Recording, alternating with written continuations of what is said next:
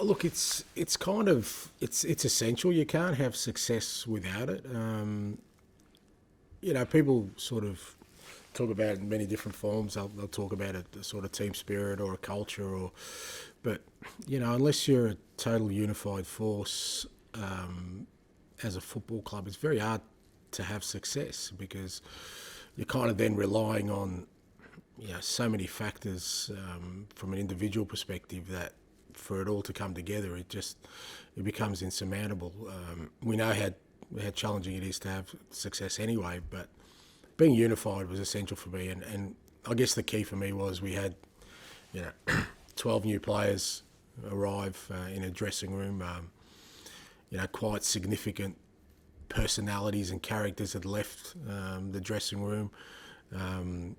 So you kind of know there's going to be some, trepidation there amongst the players as to how quickly they gel and they get to know one another. Same with the staff. I mean, I guess I walked in on my own without additional staff, but they still had to get to know me, and obviously I'm in a significant position here, and I'm sure that they sort of tread warily around me, all the staff, until they got to know me. So we had to do all that quickly, and then I think what's been pleasing is that players and staff have embraced that challenge of trying to gel as quickly as possible. It's hard when you've been thrown together as strangers to do that, but there's been a common purpose there, and obviously Cal's been a big part of that. Him being the leader in the dressing room in particular, of just making sure that all the new players settle as quickly as possible, feel comfortable, create the right environment in the dressing room, where it's not just about obviously we're coming here to be driven and ambitious, but also to understand that we need to rely on each other, and we've brought in some more senior players, Joe Hart, and even guys like Nero Biton and Tommy Rogic, who have been here a while.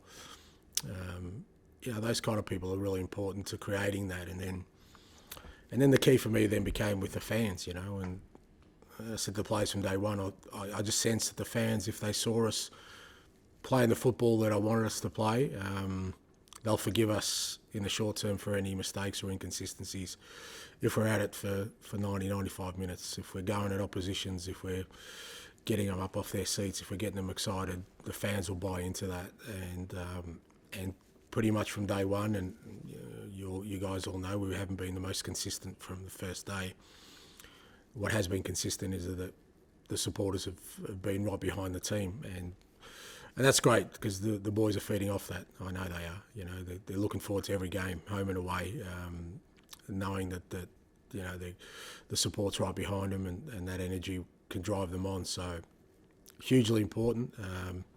Again, it's still in the early stages. Something we need to grow, and it's a challenging thing because I don't want players to become comfortable here either. It's making them understand, as you said, we've been through a really good period, but it means absolutely nothing if we go flat again. We got to drive on and be better in this period than we were in the last, and that's my job to make sure that I can drive everyone in this organisation to reach their potential.